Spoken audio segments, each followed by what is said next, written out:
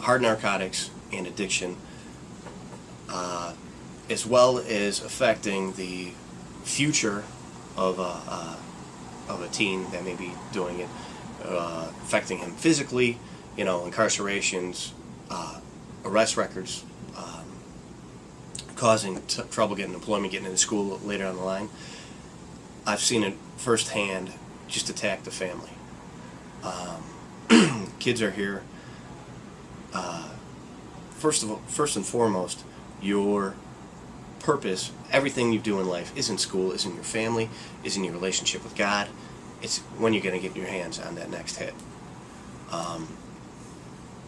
That destroys the family, because a kid will become isolated. Communication with everybody, even his friends who aren't doing it, is just cut off. But communication with parents, with siblings, is gone. The only thing that matters is when they're going to score that next hit.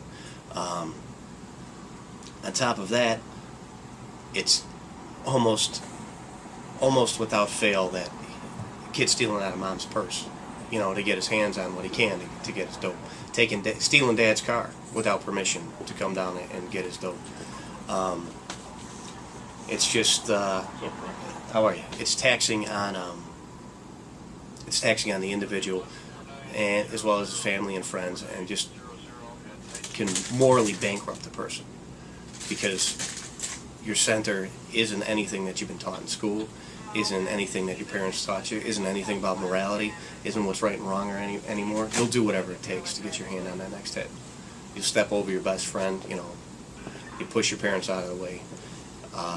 Basically, you're not yourself. You're almost a robot trying to get your hands on the next hit. Frank says they're on Ontario State. Come now, hurry. Where's Ontario? Ready. Okay, what I do here in the 18th District is I'm on a tactical team.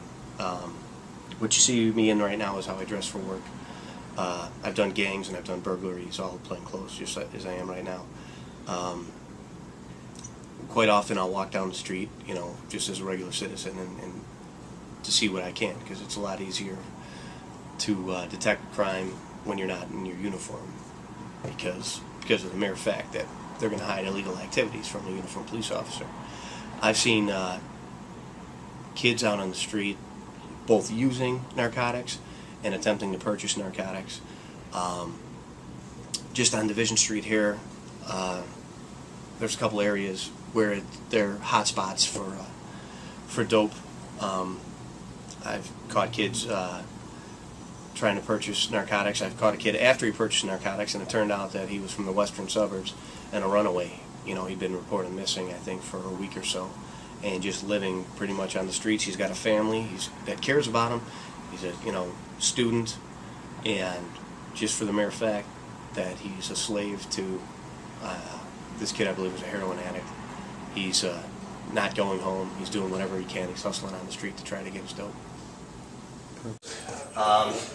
Could be chained to one of these bars here. Is this how many people do you usually put in rooms like these? On a busy night, on a weekend night, there'll probably be 6 people in here at a time, just waiting while we're processing. They say you were in here for a narcotics arrest.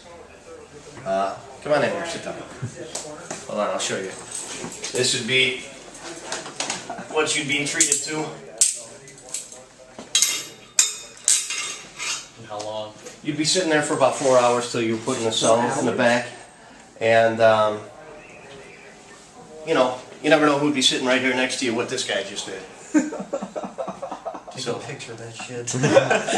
So you can imagine that's one of the ill effects. That's one of the deterrents. If you'd ever come in here on a Saturday night or a Friday night when we're full up in here, and I told you, heroin or crack or cocaine could land you in a place like this, you'd last about 5 minutes in here, and do you ever have, strongly think about not do you doing ever have stuff go down in here, like people fighting or whatnot? Oh, sure.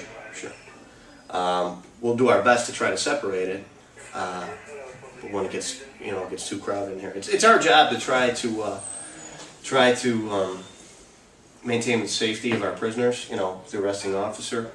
But unfortunately, safety you know, we could leave you in here and it looks like you're playing nice with the guy next to you. In 5 minutes, we just turn a corner and a fist fight's broken out, or he's threatening your life, or various other ways of doing bodily harm. You know, not pleasant. These photos.